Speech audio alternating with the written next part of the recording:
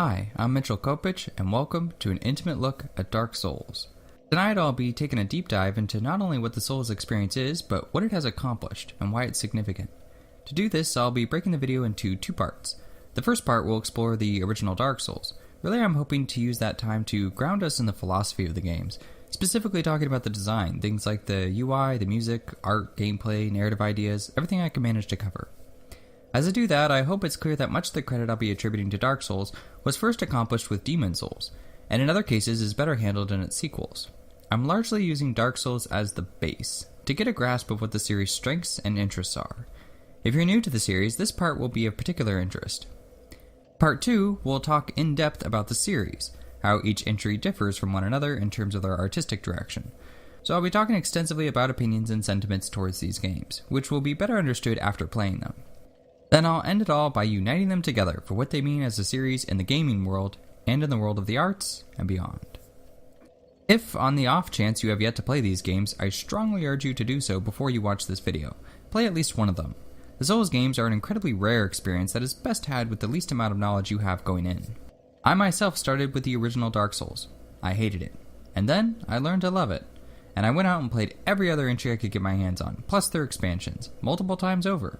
I played Dark Souls 2 second, then Demon Souls, and lastly Dark Souls 3. I'm not a PS4 owner, so I have yet to play Bloodborne. If you're wondering why it isn't included, that's one reason. And the other is that Bloodborne is technically not a Souls game canonically, so it was free to pick and choose which elements from the Souls formula it wanted without needing to adhere as heavily on certain specifics or motifs of the games before it. Before we get started, I'd like to give a huge thanks to Mr. Odd for allowing me to use footage from his Demon Souls Let's Play in this video. I played Demon Souls by borrowing a PS3 a year or so ago, and at the time, I wasn't recording footage. When I made this video, I wasn't expecting to talk so extensively about the series, but now that I am, Mr. Odd saved me a ton of time and work. If you're curious to check out a really enjoyable Let's Player, I highly recommend Christopher Odd. There's a link to his channel in the description. Thanks again, Mr. Odd. Souls games are routinely compared with more classic Zelda titles, particularly Ocarina of Time, and there's good evidence for this. The key difference is found in the slogan behind the marketing of Dark Souls, that it's hard, so hard we had to step back and wonder if it delved into masochism. This sentiment arises even among die-hard fans of the series, who feel certain entries go too far, or in other cases not far enough.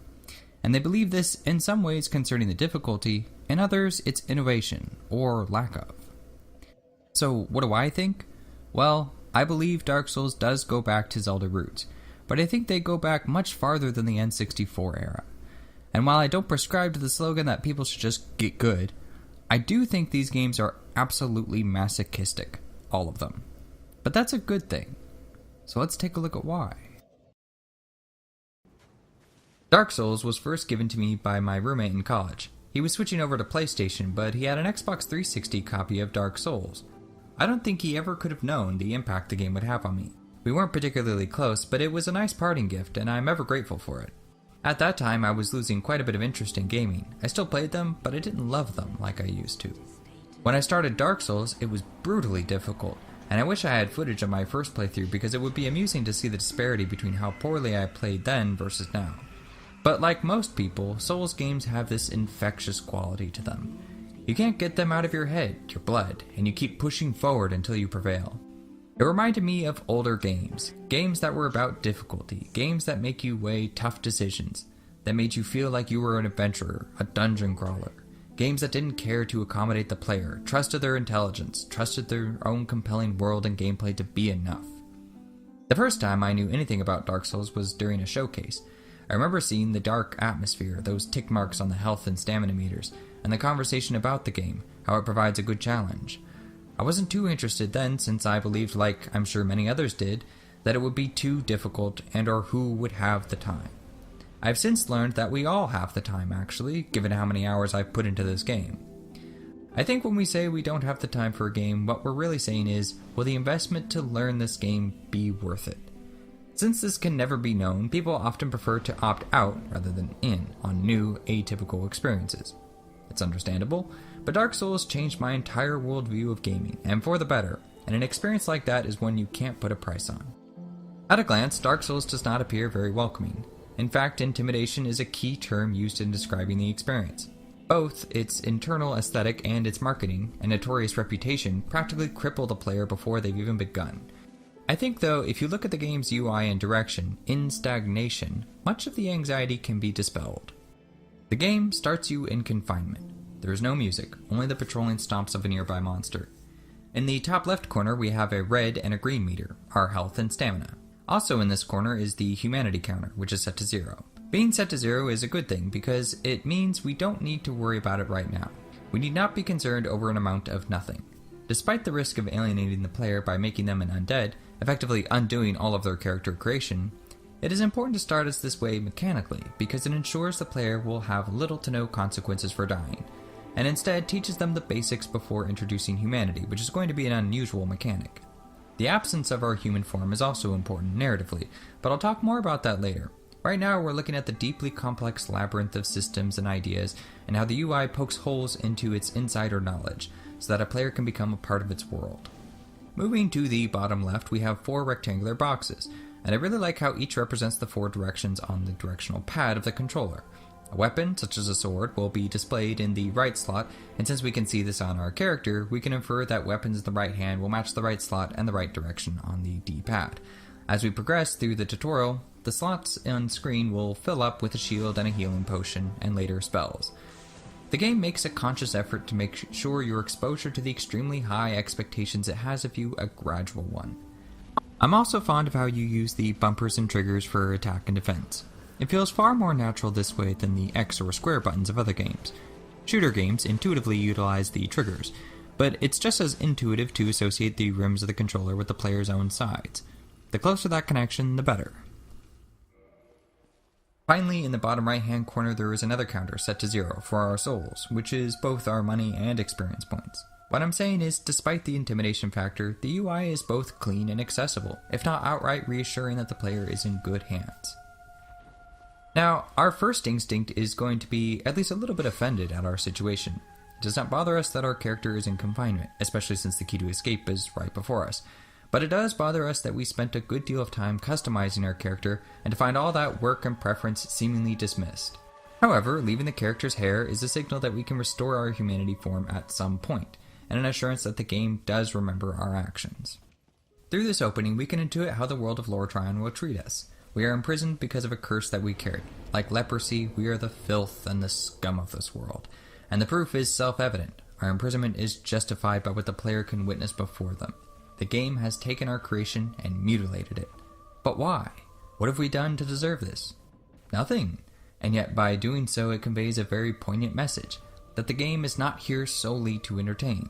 This is not going to be a game about spectacle or power fantasies.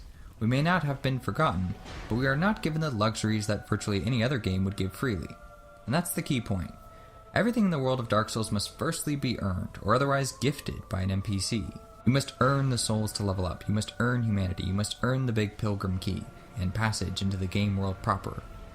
The things that you are given, choosing a gift, the Estus and the cage key, are simply that, gifts, the majority of which come from the NPCs.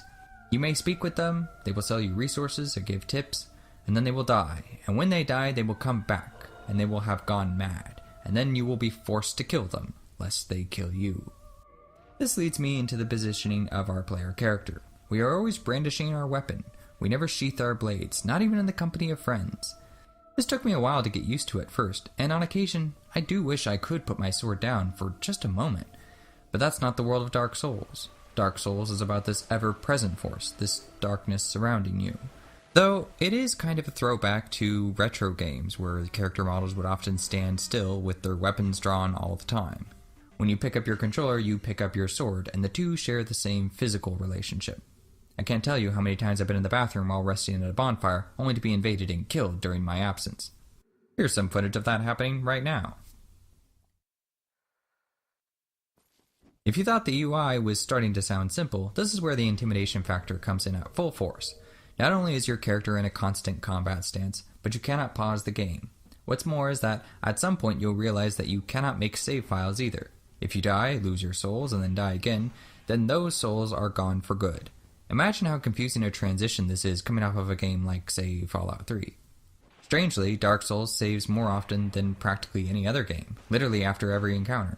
But this means it also saves your deaths, your losses. As in real life, there is no going back and undoing or redoing things differently. In theory, at least. Death in Dark Souls is not really death, it's more of an evolution. It's losing a round, but not the bout. The reason the death mechanic is so significant in Souls is because of how true to life it is. We do not actually comprehend what death is until we experience it. We are always constantly in the present, and our perception and understanding is limited by this present state. So when you die in a game and have to redo something as if the game has memory loss of you dying, it actually feels more jarring than the idea that you come back to life.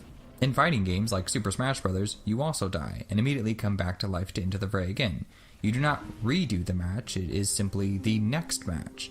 When we redo things in life, it is never from the exact same position. Something, however insignificant it might be, has changed.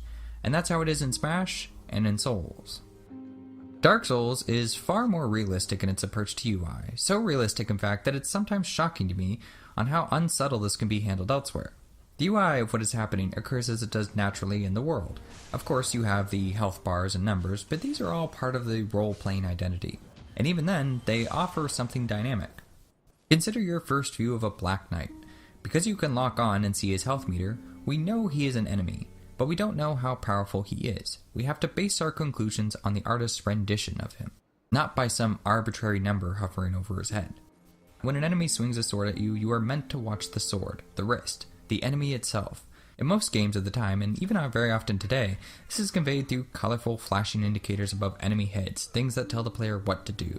UI is supposed to be like good editing in a film. If you notice it, then it's not doing a very good job. Dark Souls forces the player to focus on what is happening on screen for a change, to observe their enemies, not abstract colors or notifications. In this way, it is asking the player to trust them. We've put great care into enemy AI and animation. Watch their movements and behave as you would in real life, as if it were real. It isn't that we forget zombies don't exist in real life. Rather, we are able to carry out our actions in how we might attempt to handle the scenario, without considering the realness of it. In other words, you are given the illusion that you are interacting with a sentient being, which makes the world feel all the more real and immersive. This also means that the character you play must be dynamic, as we are dynamic humans, and the Souls games are adepts at this. The building blocks of the combat are balanced on the axis of sword and shield. Very few games put such tremendous value on defensive play, but Dark Souls manages to do it brilliantly. Dark Souls demands that you keep your shield at the ready as you traverse the halls and cliffs of castles, tombs, and magic libraries. But it didn't stop there. On my first playthrough, there was no other element as enticing and rewarding as the interwoven harmony between the sword, the shield, and the stamina meter. As someone who grew up playing Zelda, to have the shield, and a shield that meant something, that I could trust, completed that other half of wish fulfillment of being a real dungeon crawler, where your life was precious, and your discoveries all the more meaningful in the end. But like any great RPG, it took a step beyond that to offer a wide variety of weapons with unique movesets, a parry, and even magic. In some cases, these options are for the skilled veterans, and in others they offer more tools for self-expression and character evolution. The combat itself has made marginal improvements over the years, but what keeps it strong is this degree of variation, and coupled with its vast skill gap, because at its core, the combat is quite simple. Simple so that the players can hold to more meat and potatoes fighting and invest more heavily in the lore and the exploration, out of preference or fragility. Simplification, translating a finger-pressing plastic to the swing of an arm, is a necessary attribute of gaming, and I don't consider it a bad thing. In fact, it can be a very good thing, as it allows access to what's happening in the player's mind to come to the forefront, cutting down on the physiological prerequisites. This makes it something akin to a theoretical discussion, where someone asks you what you would do if you existed in Lordran. Despite how glamorous we'd like to imagine ourselves, the more accurate truth is that many of us would die. Again, this adds to the realism of the game. It strips away all notions of power fantasies, uprooting your instincts instead to what would actually become of you. You would die. I have to overcome my instincts, merge them with my cognition, to create a symbiotic whole in order to perform a successful parry. That thinking that I have to do to achieve the echoing sound effect and the bonus in Souls, that's the euphoria.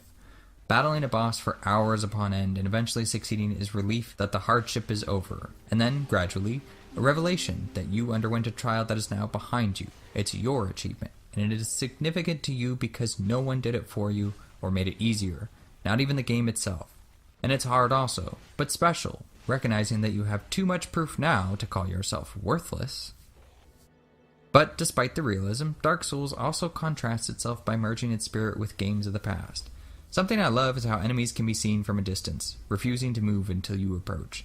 I find this to be incredibly eerie and strange. You'd expect them to be pacing around. Don't they have better things to do than wait for hours on end for someone to challenge them?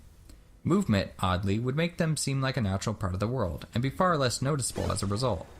And a complete reversal, by having the enemies be still, they draw far more attention to themselves than they would otherwise.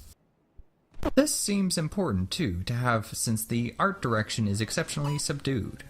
There are many, many dark areas. Enemies and objects are not often colorful, instead conveyed with realistic earth tones, grounding you firmly in this dark fantasy world. But I do notice that their eyes are often visible as bright dots staring you down.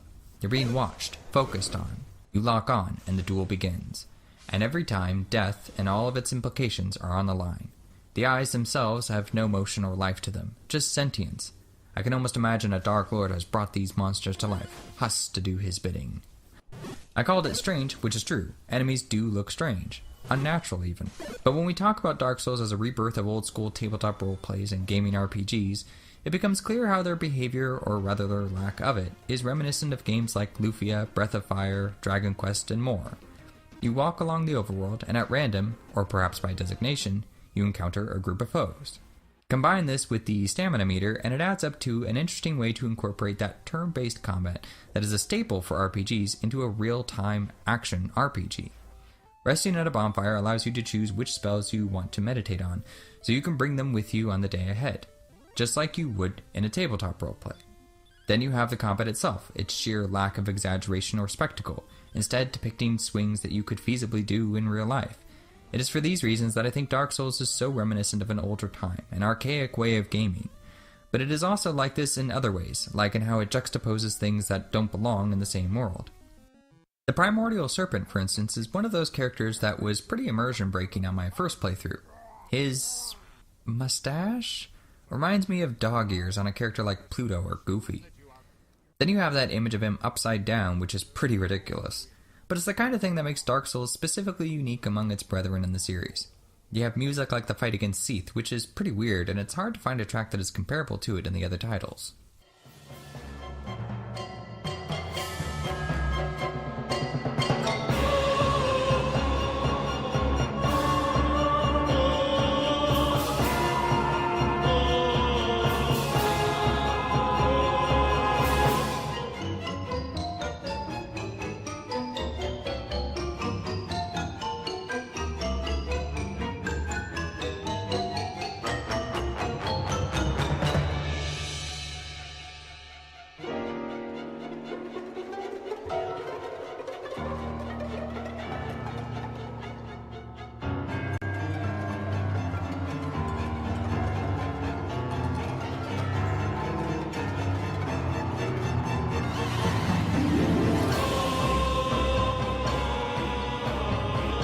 Speaking of music, the absence of music for the majority of the game is also an interesting choice.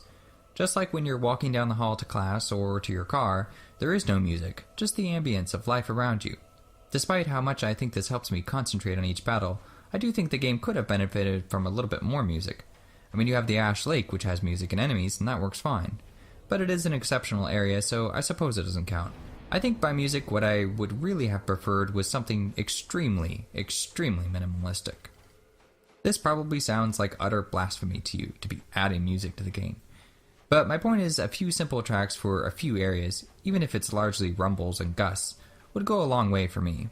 That's something even older games had, but perhaps it's best not to have 30-second loops.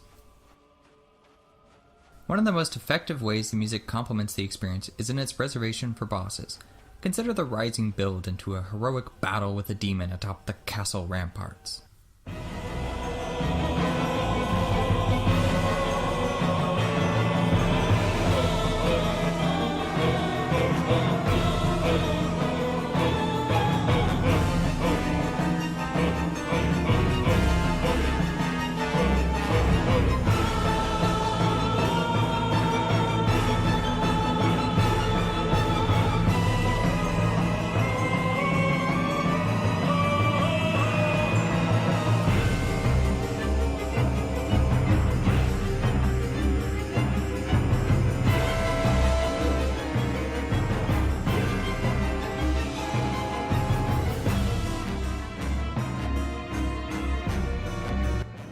music of Dark Souls is especially unique in that it has so little for extended periods of time.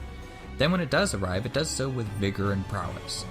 What I really love about the music is in this contrast, and in the two dominant forces it tends to rely on, either horrific and bombastic,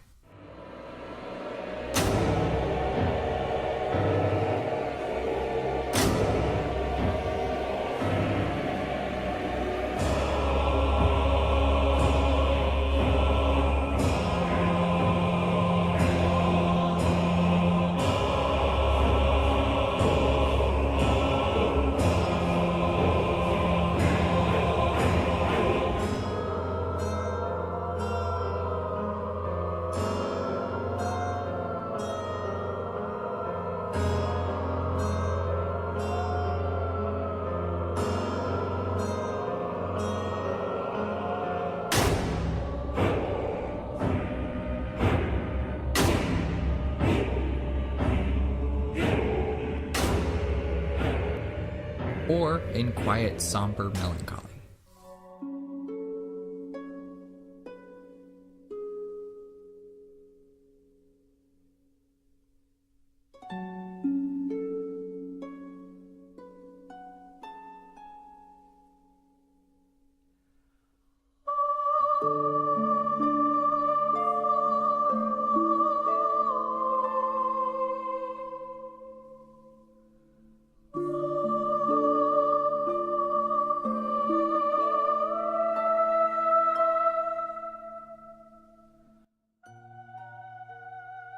Each track seems to have an agenda of its own, which is a good thing, as it allows them all to be memorable in their own right. The Ancient Dragon, for instance, I think is pretty easy to identify from the others, in part because it's one of the few bombastic tracks that is actually hopeful.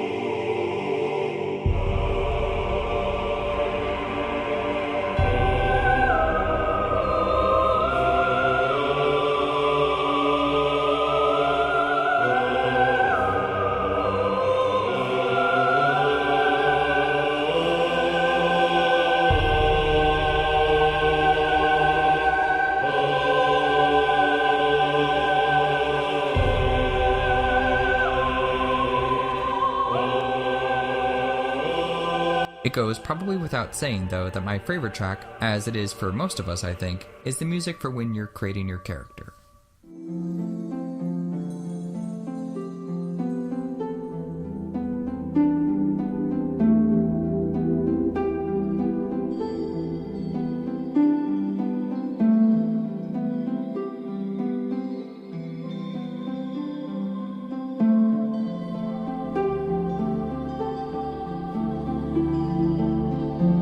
This track captures a character creation screen like nothing I've ever heard before, the kind from older games, harps and all.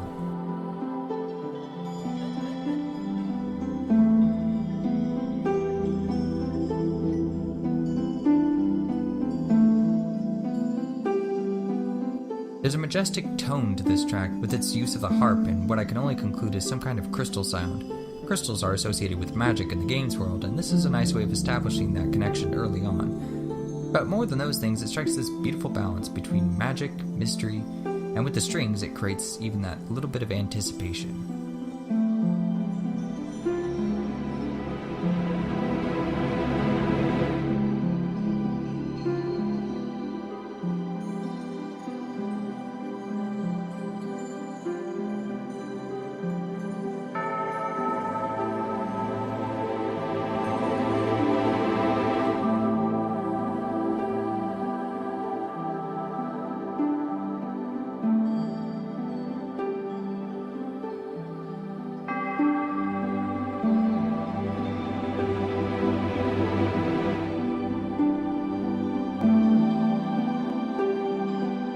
Difficult to pick just a small handful of tracks because the entire score has really grown on me. Even though you wouldn't listen to many of the boss themes in your car, it's the kind of thing that brings you back to that moment. I've been drawing many loose, you might say ephemeral, parallels between Dark Souls and gaming from the 1980s and 90s. I do so because I think in this case there is a much deeper connection than there is with many other titles. Dark Souls is relic gaming not because of some pixel art style, but rather because at its very core, it is fundamentally rooted in the same appeal and practices that older games cultivated, unbeknownst to them. Exceedingly hard difficulty, uninterrupted playtime, even tone-breaking characters and a few over-the-top ideas add up to that familiar spirit. This isn't just me talking out of my ass either. Many others have connected Dark Souls with allegories for depression and grief, in addition to classic iconic games of yesteryear, chief among them Zelda. Because despite what might permeate the air from the marketing or the community, Dark Souls isn't just a series of horrors or big evil bosses or even making a powerful character. It's also about tranquility, when to slow down and let the atmosphere soak into your skin as you breathe easy, sitting beside a warm fire. The achievement here is in how much tonal variety there is where many other games and media would strive to maintain consistency. That moment when you're deep in a dungeon, surrounded by poisonous creatures weighing your resources and your confidence with when you can rest once more, and then you find it, the bonfire. There's an allusion to a great hollow, filled with basilisks that will put a terrible curse on you. But when you reach the ash lake at the bottom, with the last truly noble dragon offering you a covenant, you've been wowed and overcome with a truly memorable experience that you yourself got to experience. It wasn't told to you through cutscenes like a movie or through reading in-game text like a book. It was told by you playing through it, firsthand. That's the special thing about games. What Dark Souls does is build a world that has extrapolated the aesthetics of a great journey and created a space for them to be interacted with. The part of the journey where you're lost, the part where you're scared and alone, the part where you find solace and renewed vigor, the part where you learn a magic spell, the part where a comrade has fallen to the horrors you did not, the part where you triumph. There's so much to this game. I'm going to use this opportunity to talk more in depth about a few boss battles as they are indeed a huge subject of interest for these games, but I'm going to highlight 3 of my favorites. My favorites are going to go against the norm on this one, and my reasoning is both for design and gameplay, but mostly because of their accompanying aesthetics, what they bring to that dungeon crawl experience. The Moonlight Butterfly. This is one of my favorite boss fights. The music, the atmosphere, just this gush of beauty and yet deadly. On an aesthetic level, this one stands above many others. I would also argue that the gameplay is solid. You can time your spells for a range battle, or you can play cat and mouse with it until you're given a chance to attack. I suppose you could argue that the player should be asked to shoot the butterfly with arrows or pelt it with knives so that it lands. That way you earn your opening. Frankly, I really don't understand why this boss ranks so low for people. I suppose if you wait too long to fight it, then it becomes very easy. Or maybe people don't like the downtime. But for me, the slow-paced song lets me know that this is a downtime fight. It's all about defense. Beautiful design, the moonlight on the top of this bridge as the majestic beam prevents your ascension. I love it. The wait is all about holding yourself together until your moment comes and then seizing that moment. It's a test to your defensive play. It's an atypical boss all around, and I look forward to it with each playthrough. Despite the cheapness factor, I still consider Capra to be among my favorite bosses in the game. If there can't be at least one fog wall that impales you on the end of a blade the moment you enter, then I don't think Dark Souls would be anywhere near as significant as it is. Think about it, without this fight, fog walls would just be fancy doorways.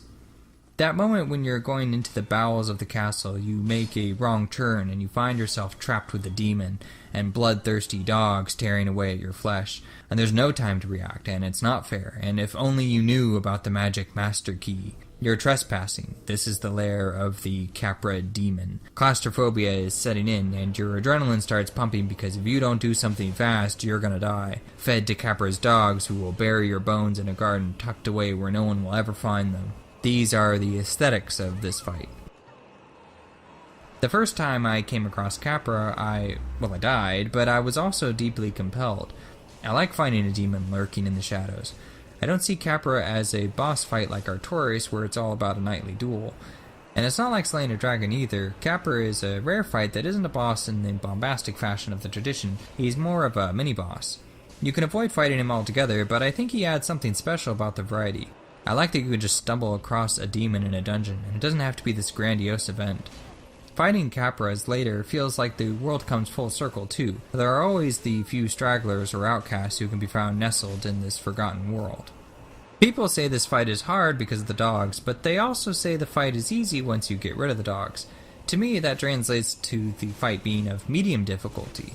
It has one very high bar you have to jump over initially, but after that you have a chance.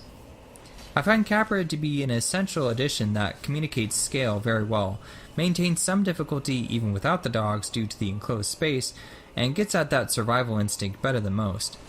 And that last point is what really helps me appreciate it. It's not a fair fight, but sometimes life isn't fair. We've all beaten the Capra Demon.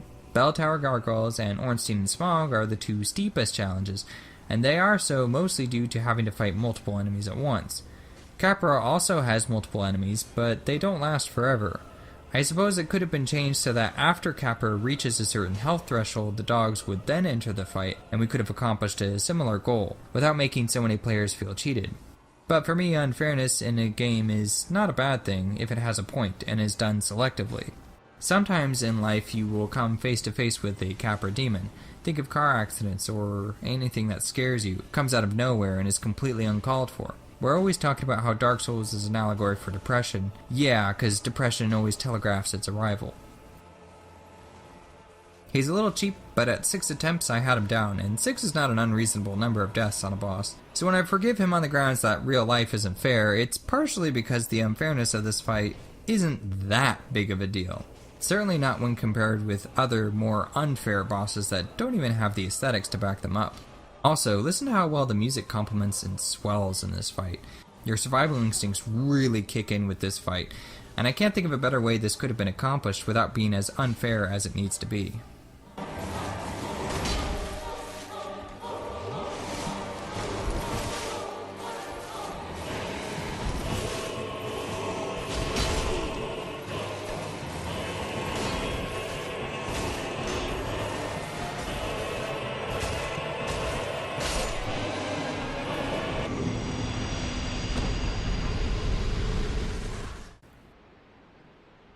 The Gaping Dragon, like the Capra Demon, is one of those instances where Dark Souls exemplifies how narrative aesthetics can work effectively in games, but wouldn't function as well in other mediums.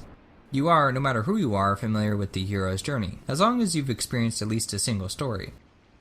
I feel many hero's journey elements, least of all dragon slayings in this fight.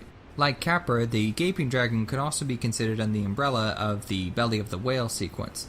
The Belly of the Whale is, of course, that moment in the journey where things are at their worst. Both water and claustrophobia are present here, and there are two things that make sense with the Belly of the Whale moment. As for an external example, the trash compactor in Star Wars is a good one. And yet I'm very loosely paraphrasing, but the thing is, I'm not intending to fact-check myself with the hero's journey per se. That's just a reference point. The reality is the trash compactor in Star Wars is one of those memorable moments, and you don't even need Joseph Campbell to tell you why. Drowning, walls closing in, those are natural psychological fears. And here, we're not drowning and we're not too much enclosed, but we are reaching the pit of the depths. We are in that same secret space of every castle, the one where some of the most vile and deadly beings exist. Making the Gaping Dragon a deformity for its design and how it vomits all over the place is a way of bringing something that would otherwise be noble down, and goes a long way in making this world feel that much more grey and dynamic. There are drakes, vicious and in their prime, but without masters or mentors. But then you have the undead dragons who are much older, long forgotten, and with barely enough will and pride to defend themselves. And then you have dragons like this one, or Seath. Dragons who adapted to the New Order after losing the war, but they did so at the expense of their humanity, if you could call it humanity, that is. I know I have said a lot that doesn't say much about the fight itself. No doubt from watching, though, you're able to notice that it's a pretty straightforward battle. The main thing I want to say about this boss is I like what it represents, its design, how it expands upon the lore, simply by existing, and part of the reason it accomplishes this is by being the longest fight in the game, at least for this playthrough. It lasted 7.5 minutes, which is a pretty good length for a boss fight to make it seem worth it. I know this fight is underwhelming for a lot of people, but don't forget that many of its attacks will practically annihilate you in a single hit. And let's also remember that the boss doesn't use cheap tactics and doesn't have exploitable weaknesses. There is a rhythm to him, not a hard one, but an essential one.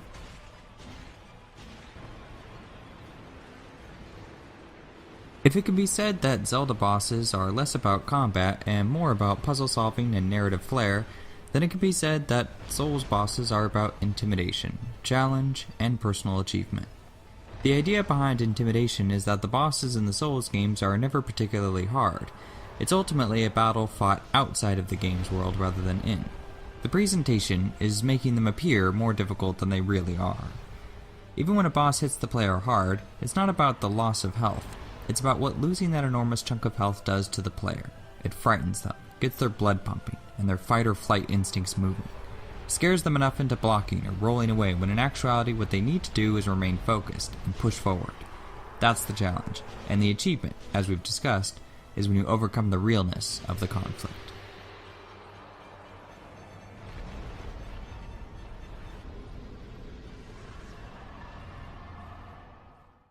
As we switch focus into comparing Dark Souls with its siblings, it's interesting to reminisce on how little of this kind of conflict we have in the game that started at all, Demon Souls.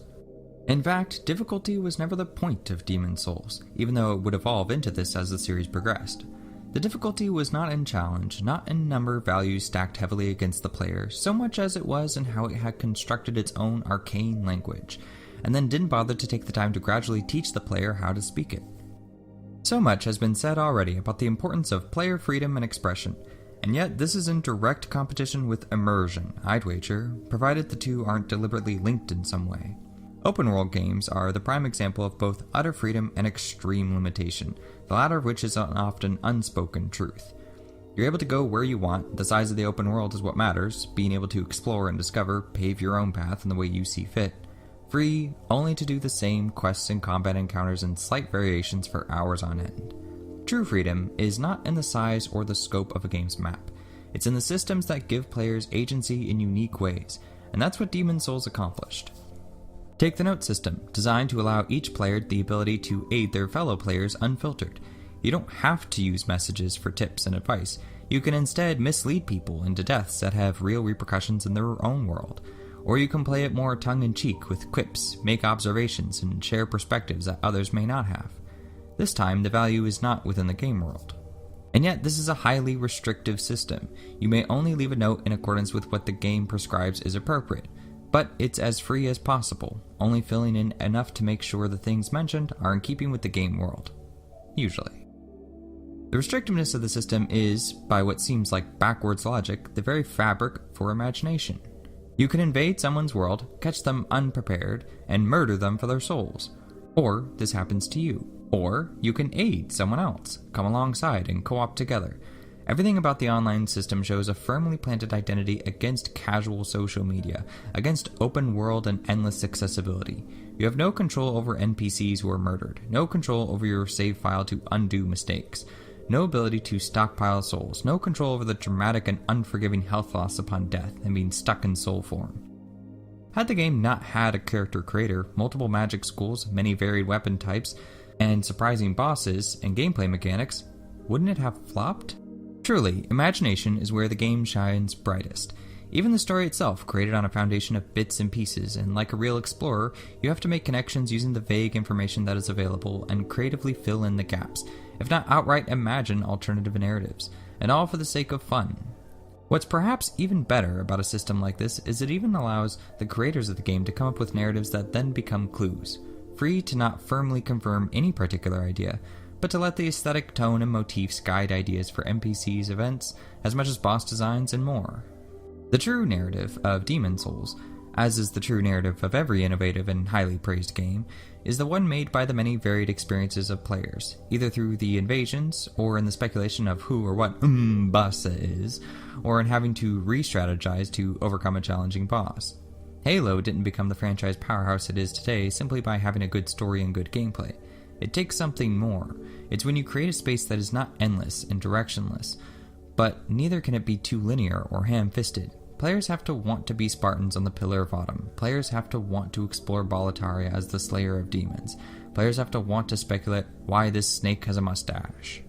But as accomplished and innovative as we might call Demon Souls, it's not a system that couldn't be replicated. And replicated it was. The core gameplay, the stamina meter, difficult bosses and their souls, depleting health, soul currency, invasions, notes, all of these things became the pillars of the series as it branched away from the PS3 exclusivity and broadly into the world at large. It's one thing to talk about the finer points of the system of ideas listed here, but there's no denying that the style and framework of the gameplay have caught wind, if the sales numbers of Dark Souls 3 are any indication. And these are the things that the series will become known for: its PvP invasions, its evocative setting, and brutal boss fights. The things that don't carry over are all the nuances and surprises that Demon Souls had. Or did they? The only boss I can think of from that game that was truly terrifying was False King Alan, since he could level down your character, which was, and still is, a pretty radical idea. It's the kind of action that left a permanent mark on the playing experience that other games were, and still are, too afraid to let happen. In a previous video of mine, I mentioned briefly how Dark Souls Remastered should have at least one soul vessel added, spare those poor newcomers the unfortunate woes of investing in resistance as I did. Now I'd like to retract that statement, because it is the exact kind of thing that I love. I love the freedom of choice and accessibility. Being able to try new builds and make mistakes alleviates that anxiety of doing something wrong. But this is a video game. What wrong thing am I actually going to do? Demon Souls and Dark Souls protected me of that choice in a way that was meaningful. The permanency of your level up means that's you. We don't re-age, after all. Why isn't the playthrough you had not good enough? To whose standard does it have to meet? Your character build at the end represents the multitude of choices you did make, and illustrate just how far you've come, now that you know they're wrong, or less than ideal, I should say. As we move into talking about the other titles in more depth and comparisons, let it be said right here and now that if there's one thing I can give Demon Souls above any other Souls title that still resonates with me and I can still get behind for why Demon Souls is the best in the series, it's this: that it did not make concessions on its own ideas. Easy, accessibility, these words corrupt the vision of what it's like to journey into Boletaria, where the world is unformed, shrouded by fog, a murky, forgotten land. You die, there goes half your total health. You die again, now the enemies are twice as hard, tough luck. Old King Alant won't just take your souls, he's taking your goddamn level. As you become familiar with the harsh rules around you, learning the language of the game, you eventually realize that the stakes are high, higher than any game before it, and you love it, because it wasn't just brutal, it was new, it was bold, and it trusted you had the resolve to figure out how it all worked, and prevail. And it's this second element, the element of surprise, that seems to be forgotten in later titles, or so some believe. Let's take a look at how other games in the series have handled similar ideas.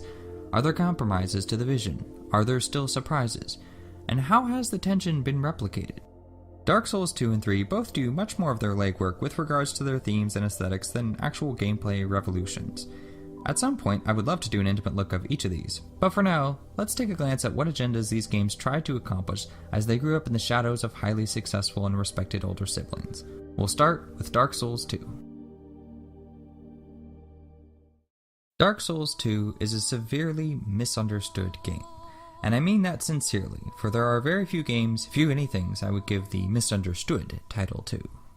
Where Demon Souls was about the ambiguities of life, coding an otherwise cliché chosen one story who must become stronger by consuming more and more souls, Dark Souls was about fire, the ending of lordships and eras, that walk into the unknown, how interconnected we can't help being. Dark Souls 2 is similarly a throwback to Demon Souls in that you are expected to collect more powerful souls, but it's no longer coming from obligation. Dark Souls 2 is about men and kings and iron and war and blood, and the false glamour in all these things, and in the dreams we hold dear but to which we cannot find a home. It starts you out as a man, intentionally, to show you that this is what you are expected to be, if not physically, then in spirit. Where Demon Souls gave the possibility of beating Vanguard, giving a show of skill being a major influence on the game's world, so too is it possible to identify one's current sex from the beginning. So too are we asked a test, not of skill, but of perception, to see through the veil, not the mechanics, but the themes. The challenge in interpreting theme is what these next two entries are going to largely concern themselves. Thematically, the world of Drangleic, where kings reign supreme, as conquerors and rulers, you are expected to become like them, to follow in the footsteps of the Father. And it's up to you to defy those expectations by changing your sex in the coffin. I might have criticized the forced male character model if not for the inclusion of this idea. It can become part of the roleplay, and dare I say, it's an idea that shocked many a player, something that made you think. And Dark Souls 2 is overflowing with surprising ideas. How about the door you can't open unless you're hollow? How about the fact that dragons burn the bridge to the shrine if you break too many of their eggs? How about when the Looking Glass Knight can summon another player to fight against you? Or when you think that Ghost is a fellow player, effectively shattering all familiarity with how the previous games handled bloodstains and player phantoms? What of the Pursuer, who breaks all boss rules by disobediently leaving the fog gate where he belongs? Or how Jabba the Hutt has a grab that can make the inventory screen a part of the action? Sincerely, Jabba actually grabbed me on my first playthrough, and I can still remember how afraid I was that all my equipment was gone for good. It would have been better had he eaten it. It could be like the like-likes from Zelda who eat your shield and maybe you get some of it back by killing them, or perhaps it's all gone for good. Regardless, I really love how the menu itself becomes an inclusion to the fight, as it was the last thing I expected to happen. These are the kind of inventive, imaginative, and convention-breaking ideas that Demon's Souls was about in its core. And there's something to be said about how these ideas don't capitalize on the kind of brutality that its predecessors did. Because Dark Souls 2 is overflowing with fresh ideas, and yet covering them up with a lid. You look at the health system, how it subtracts 5% of your total health with each death. To be honest, this is a much better system on paper, albeit lacking the gut punch that came before. This slow, ongoing ailment for playing poorly is a reconceptualization of the punishing effects of world tendency. The philosophy this time is, at some point, it'll catch up to you, just as the opening cinematic describes.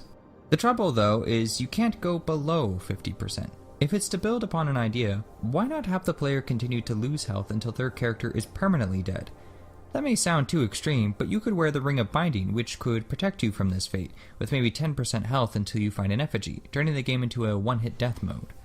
The overabundance of bosses, specifically big dudes in armor fights, are certainly credible concerns. But if you do some math, you'll realize that Dark Souls 2 offers more bosses than any other game, by a long shot. Even if you cut out some of the more trivial or less inspired fights like the Rat Vanguard, Jabba the Hutt, and the extra Dragon Rider fight, you'll still find that Dark Souls 2 will outweigh all the others by at least half a dozen. And that's not even getting to the DLC bosses, which are some of the best, not only in this game, but the series entirely. But yes, an overabundance it does have. Even I hit fatigue near the end, despite its good pacing. The branching paths overwhelm you at first, but that's because it's open-ended to where you want to go, and new playthroughs are always exciting as a result. Once the game reaches that middle mark with Castle Drangleic, you feel like you're at the end of the game, but it's a promising sign there's still so much more ahead of you. The scavenger hunt ends, and you push forward through a series of trials. This is what it has all been building up to. If it wasn't apparent before, it is now. The game can favor quantity over quality. Yet it's too big a blanket statement that every boss in every area is worthless as a result. The game doesn't offer the tightly woven intensity that other entries in the series do, but it's the only one that doesn't demand me to be at my best for every session. It is, by and large, much easier than the others, offers more of, and more variation of, not just bosses, but areas and builds and customization. It's the only one I can curl up in bed and enjoy the world without having to sit up and ignite that kind of heightened energy that's a prerequisite for all the others. With so many bosses, it should come as no surprise that many of them should not be taken as seriously as others. Some are either interesting in peculiar ways, Demon Soul style, or mini-bosses that are given the fog wall and health bars of a normal boss. And the reason that's the case is so the game can give the player a boss soul to get a boss weapon out of.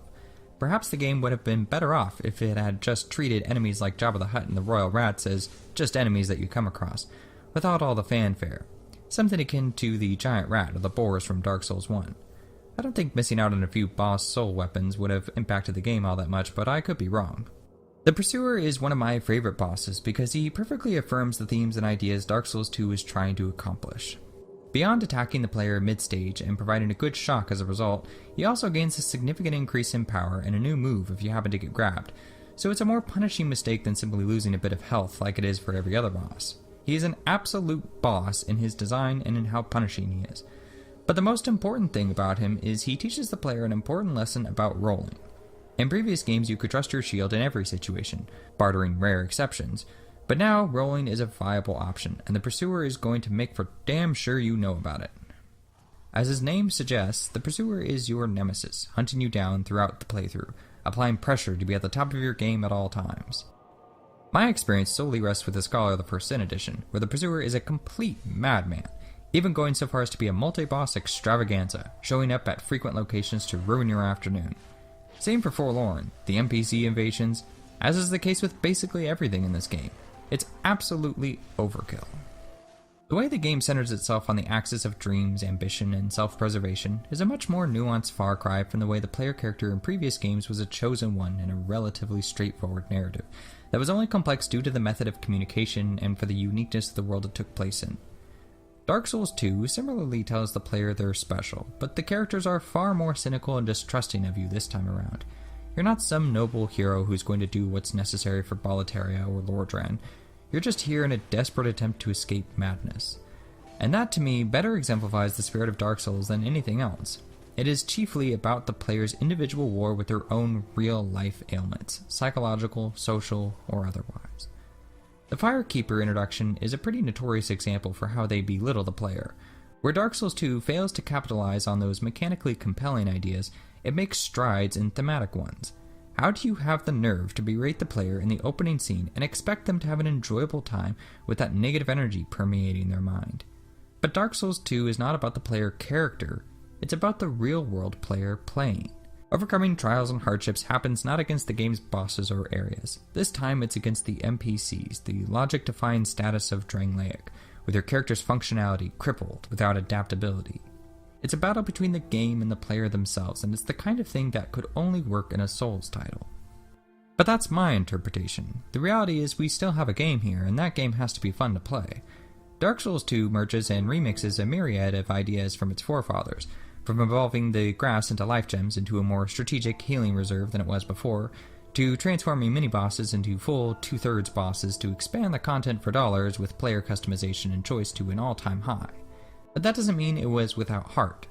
In the art book for Dark Souls 2, director Yui Tanemura comments upon what the interviewer says is the mysterious transition from Earthen Peak to the Iron Keep. Tanemura replied with this: "The idea was to have a sea of lava way up high, like a lake up in a volcano's caldera. But judging from players' reactions, people were just confused about the abrupt location change, and the sudden expansiveness after ascending a tower." And whatever you think, you can't say they didn't try to come up with creative surprises, ideas that do contest modern game traditions, and ideas that no other series would have been equipped to handle, as well as challenging their own ideas that were becoming tradition. Not every one of them lands when you try something new, and that can be said about both Demon's Souls and Dark Souls 2. And maybe Jabba could have and should have actually swallowed our equipment instead of just unequipping it like he does. Yes, you should have to kill the Emerald Herald for Navalon. But if you stop to consider the idea, the concept, then there's no denying that Dark Souls 2 didn't try. Demon's Souls was just luckier. Demon's Souls came first. Myself, I enjoy a good surprise that keeps me on my toes. The Souls games were in a unique position in that Demon's Souls paved the way for them to try new things, remix their ideas. What wouldn't be fair is to say in one sentence that Dark Souls 2 should have done leveling up at bonfires because that's the standard norm that works better, and the next sentence say Dark Souls 2's bosses are all unoriginal and formulaic, because that's the standard norm. People complain Dark Souls 2 is a slap in the face, but conveniently forget that its allegedly poor health system was first done in Demon's Souls. If an improvement has been made, then it should stay, but I think developers are well within their rights to want to try a health system like they had in Demon's Souls. They obviously felt there was something more that could have been there, and so they gave it their best shot. The health system is different in every Souls game. You can't blame them for giving old ideas that might have worked another go. And 2 tries is only the bare minimum of attempts here. Further still, have we considered how the health system does significantly help prevent death? Have we considered how this style of gameplay lends itself away from stressful combat and more into a casual exploration RPG with a sense of awe and introspection at play? You might call this a worse system, but it's not a far cry from slower RPGs of the past. The magic of Drangleic is in the lushness of each area, how it exudes variety, offering new challenges and ideas that ground themselves in the beauty of the dream. The sheer imagination takes hold of me every time. It might be a broken health system, as it has so thoroughly been critiqued, but I don't see many complaints towards walking sims for the same reason. And I get it's a different genre, but I think we sometimes forget that in addition to that, it's also a different game. It's a lucky thing, perhaps then, that the art direction is so masterful this time around, as it really makes your stay in Drangleic a special one. You can't build a series out of a conglomeration of one-trick wonders. What you can build from a game like Demon's Souls is refinement. On the surface, this is what it appears FromSoft battened down the hatches on, but I would even contest that. I think with Dark Souls 2 they did experiment.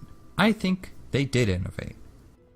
Innovation, however, is not what I'd credit Dark Souls 3 with, but let's take a look at what it does do instead. Dark Souls 3 seems to be far more interested in being something of a remake of Dark Souls 1 than treading any new ground. You can identify this through the number of places, items, and returning characters, the similar plot, reused motifs, and more. Dark Souls 3 is thus not actually a sequel so much as it is a send-off to the series, rather than going out on the somewhat low note Dark Souls 2 left. One more round, for old time's sake. For some people, this means the big bad publishers finally got to them, forcing the developers to make a watered-down version of their vision. A mechanics-only version, never mind the heart and soul. For others, this final entry is a love letter to the fans who've shown enthusiasm, allowed them to fulfill and explore their vision to the fullest. And now that they've had that opportunity, there's nothing left to do than bask in celebration of the core principles and ideas that started it all. But in either case, we have to reconcile how this position shaped the overall direction of the project. On the one hand, you could dismiss Dark Souls 3 on the grounds of it being wholly unoriginal, doubling down on tried and true methods with nothing new to share. This is not an atypical interest, nor is it rare among developers or gamers alike. Everyone wants an ideal version of their game, for the good ideas to stay, the bad ones to be cut, and the introduction of new ones. Dark Souls 3 doesn't do enough new ideas, so what it does instead is an attempt at the former two, utter refinement, coupled with a much more tonally consistent experience throughout. And for some, this is seen as a de-evolution, changing things for the worse when other entries have superior methodologies, such as the linear level format that the original Dark Souls excelled at, by having an interconnected world. Dark Souls 3 answers this by having interwoven levels, each of which have relatively equal quality. In the absence of the interconnected world, what we have instead is a lack of lost isolates. Where Demon's Souls would create fear in the player by subtracting a very integral part of their identity, a mechanical jab with things like world tendency and false King Alant's soul drain, Dark Souls 3 capitalizes on the ongoing theme of intimidation, this time focusing purely on aesthetics. Consider this mini-boss whose design is clearly inspired by the Gaping Dragon, and what a contrast the two battles are.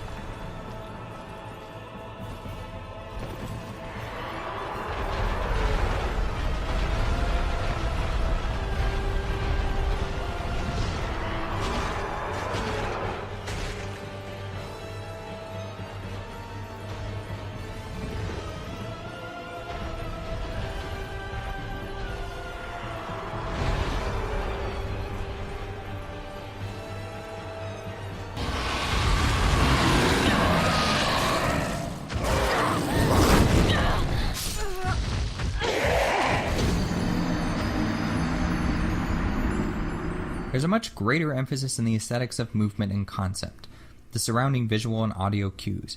It has very little to do with the actual gameplay, and nearly every major moment can fall under this umbrella. For instance, the dancer fight. It's a remarkable moment, staying with players despite its mixed opinions on its difficulty. The music, the echo of her footsteps, and the flames engulfing the banners of the chapel to the high wall of Lothric. In very simple terms, the dancer fight is nice. It's like looking at a Van Gogh painting and being like, oh, well, how lovely. For myself, I was satisfied just to be present, just to have that duel with her. For me, the fight ceased to be about challenge or innovation, because it was doing so much more in the realm of aesthetics.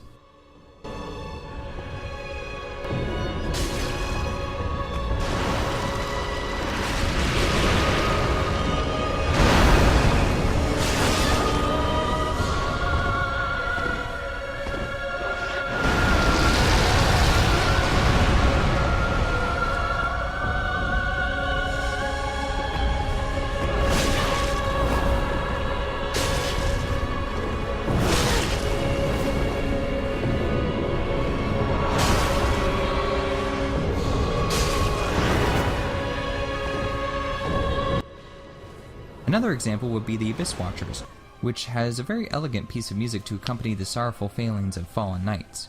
As a redux of Artorias, because it's now the third and last installment, and because it has Artorias as a part of its history, the emotional weight of just how long the suffering has lasted for those who challenge the Abyss gives it an extra gut punch that only a future installment would be able to accomplish. We just don't and couldn't be told enough about Artorias and his struggle with the Abyss in a single game to get the same emotional weight. You'd have to spend the vast majority of the game on that single subject, and that would detract from the many other ideas in play. FromSoft gave their weight in gold with their innovation in the Souls series. I think they're allowed one game to refine, relax, and reaffirm the principles they established, and that game is Dark Souls 3. Dark Souls 3 is indeed formulaic, but it is formulaic in a way that the other entries refuse to be. Thus, as a creator going forward, the third game is in some ways the more definitive and relevant game to study, at least in terms of its mechanics. In other words, if innovation is the sole pursuit of every game, there would be no room for developers to do what they do best. No room for the players to fully enjoy the work being made. Everything would have to be on a constant treadmill, out with the old before it's even had a chance to smell. That argument said, I do reach points in Dark Souls 3 where the style of gameplay wears me a little thin, and I haven't even played Bloodborne. Still, I attribute this much more to my own overinvestment in the franchise rather than the franchise's reluctance to impress me. And it could also be that Dark Souls 3 is just an all-around grim march into our grave type of journey. Even the Firelink Shrine music is particularly dark and melancholy. You spend a good amount of time in this brooding place. Despite the ludicrous size of Dark Souls 2, I can enjoy myself quite easily there. Majula is a majestic, tranquil place to visit, and it helps revive my spirits to go back out into the darkness better than any of the other games.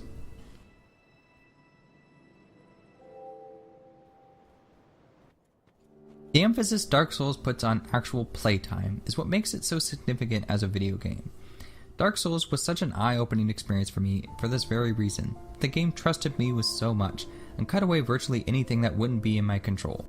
At the time, and even still to this day, there are countless games that are full of tutorials, cutscenes, QuickTime events, and many, many more subtle instances where that tangible grip on humanity is thrown out the window. You have expository UI, forced dramatic narratives, groups of enemies stand around and wait for the player or their teammates to attack when they should gang up on you as it would happen in real life, or in the real world of any setting. When games do this, they quickly dissolve into power fantasies because the player has to do very little in order to succeed, and the thing they are meant to do is spelled out for them. In simple terms, you're being told to press a button, and then you press that button, and then something flashy happens on screen, and then you feel awesome because you know how to press a button when prompted. There isn't anything inherently wrong with this as a style of gameplay. In fact, there are instances when this can become an effective tool. The absence of playing is just as important as the inclusion of play. Similarly, how what is not said in a document or statement is just as important as what is. But all the same, it's important to notice the distinction. Because what tends to happen is that at some point the player is left without much to surprise themselves, to just press the buttons that appear on screen and watch a few cutscenes in order to complete the experience, almost like a movie. And that's my issue with it, when it's too far astray from play so that it borrows from the tactics of another artistic medium. Dark Souls is in stark contrast to trends in cinematic flares because the buttons you do press correlate to a similar simplicity you gave to pressing it. The drama is less about visual and auditory explosions, or some inane narrative played out by animatronics. The drama is in your survival against this demon. And those actions are the actions you can make throughout the entirety of the experience. And this used to be the case in older games. Oddly, those games were more honest about life than the most realistic graphics of today. What's more is they were hard, and at the very least this can be said about Dark Souls 3 as well, despite its more repetitive gameplay. Being hard has evolved into a point of criticism about the series, that this was not the intent, and focusing on it defeats the point. But being hard is something only games can do. In real life, listening to music is not hard, but learning to play an instrument will be. By being a challenging game, you offer something about the experience that only a video game could give, that challenge to skillful thinking. And in light of how modern games favor accessibility to the point where they confuse it with difficulty, Dark Souls 3 reminds us that you can be a good game mechanically and not have to make concessions, and it's something only Dark Souls 3 can do because it's a modern title, reaffirming that the Souls formula is a good one, if not genre-defining. Gone is the possibility to dismiss what Demon Souls and Dark Souls accomplished as archaic relics. Gone is the possibility for other games to take up that mantle. The true achievement of the Souls series is not that a single game made one innovative experience. The true test of time was if it could sustain a level of thoughtful intricacy, quality, and interest that would cross over a generation. That's the power of a franchise. Can you make it for the long term? Can you really, truly be remembered? It's also worth proposing that Dark Souls 2 and 3, and arguably even 1, couldn't innovate. And that's not necessarily due to streamlining from publishers, it's just a consequence of doing a sequel. For instance, Dark Souls 3 has an overabundance of mimics. Practically every chest in the game is a mimic, including one very early in the first area.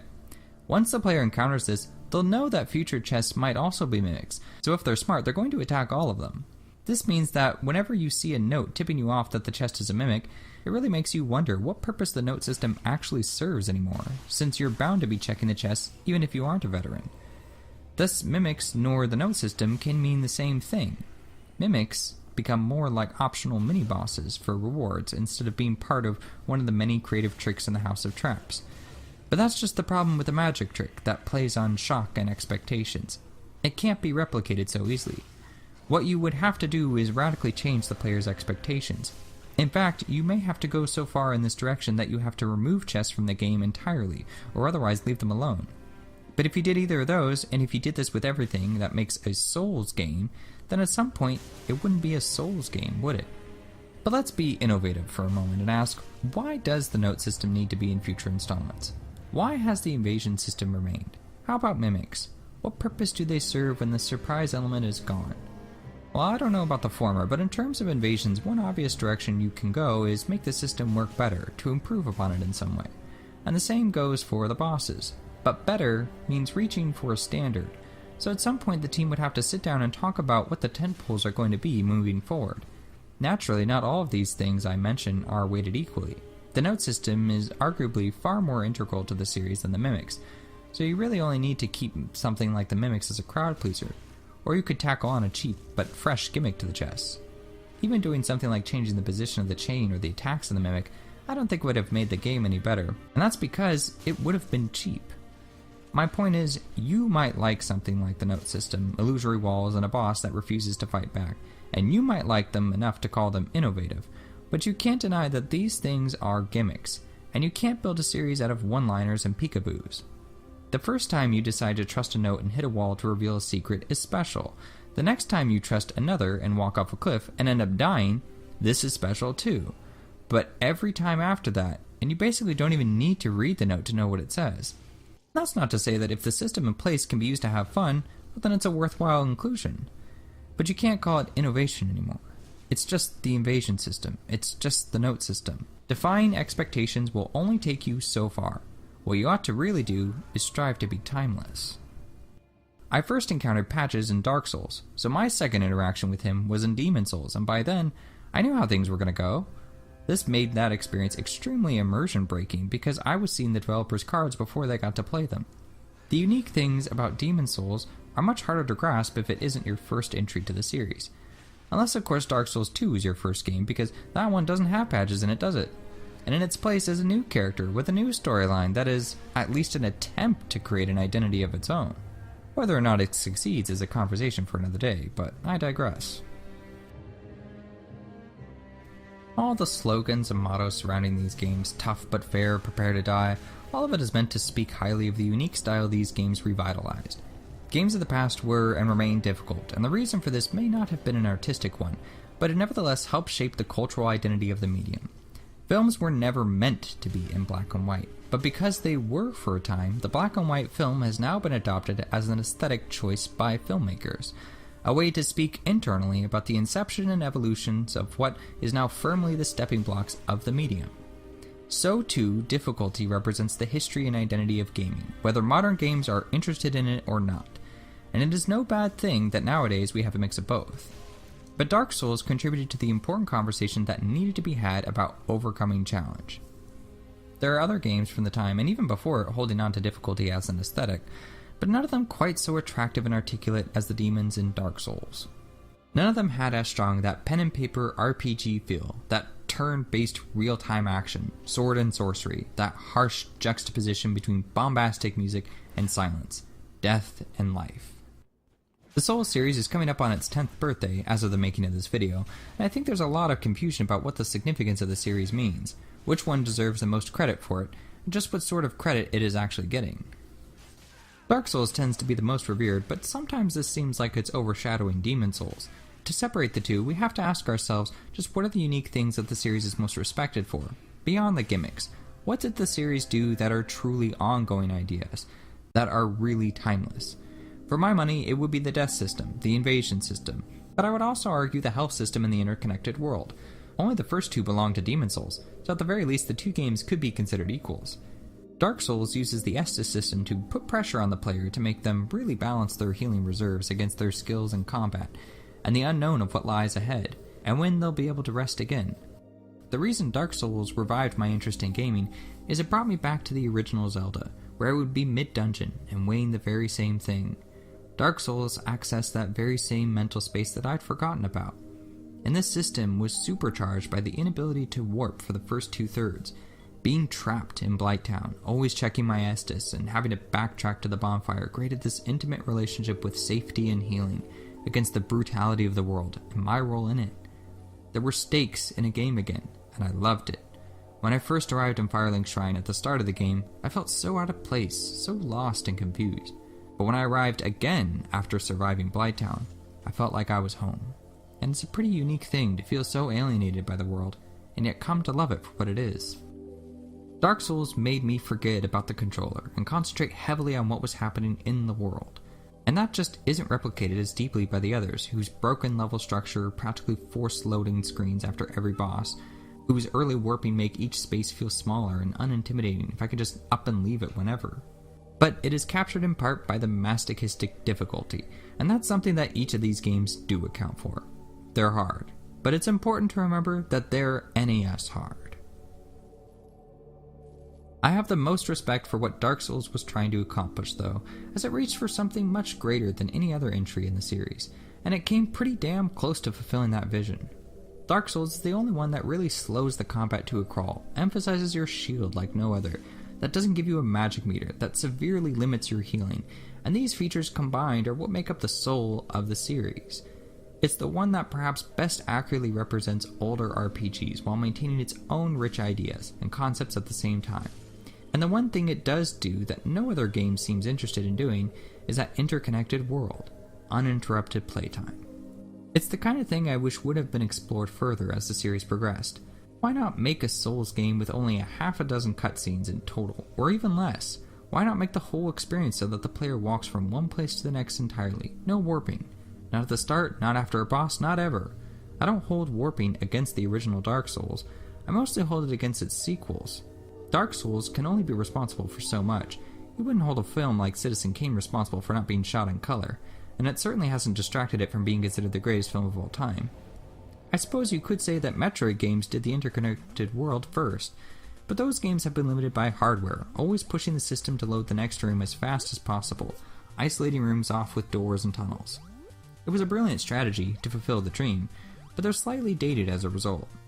But if Zelda games have abandoned risk and reward health systems, and Souls games have done the same to linked worlds, then perhaps it's Metroid that'll take these concepts to the next level.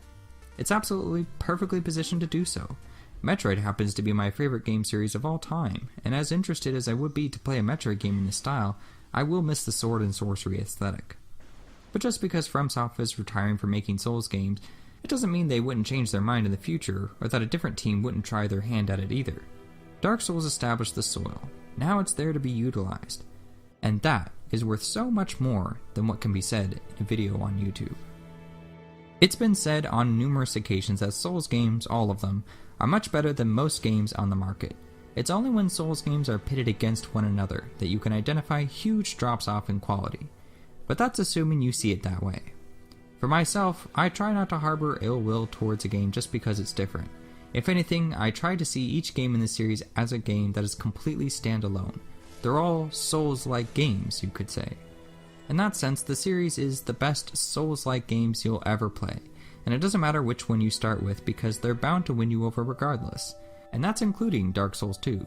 That game, despite its poor reception from veterans, has managed to win over its fair share of Souls enthusiasts, who go on to enjoy other entries of the series.